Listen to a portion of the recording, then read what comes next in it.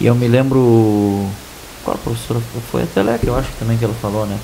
Que ela dizia, né? Porque se tu tem um carro, podem te roubar. Tu tem uma casa, ela pode pegar fogo. Mas o que tu tem na tua cabeça, ninguém te tira. Isso era o que o meu ela pai dizia, né? É. Meu pai não teve chance de estudar, né? Era analfabeto. Mas a minha mãe fez até a 5ª série. Mas o meu pai sempre valorizou a questão de nós termos livros em casa. Porque ele dizia assim, eu dinheiro não tenho para deixar para vocês. O que eu posso ofertar é a educação. Porque essa ninguém tira de vocês.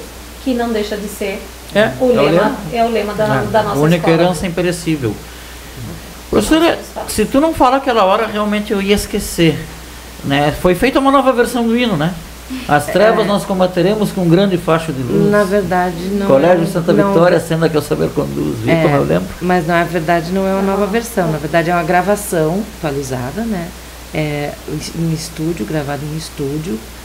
Gravada para ser tocada com a banda. Sim, sim. A letra, a música é a mesma, mas é outra gravação. Não, outra gravação. A gravação, sim. É gravação para a banda poder tocar, né? Nós estamos aí, né, junto com a Elis, que a gente, né, está à frente desse sonho aí, mas que a gente sabe que ela tem um grande amor, carinho. Eu acompanhei ela junto com a professora Jane ali, a diretora Jane no momento da banda, apoiei elas também, a gente estava junto e a gente viu o trabalho delas. Então a gente quer, né, retornar e vamos fazer de tudo, mas o hino pode ser tocado com a banda e piano, né? O Quininho foi quem gravou, ex-aluno, né? Ficou muito lisonjeado. Esteve no nosso show de talentos lá, cantou, né? Encontrou um velho amigo dele, o piano, né? No qual ele me contou a história ali, que ele treinava, né, no piano, enquanto estudante da escola, então matou um pouquinho a saudade, né?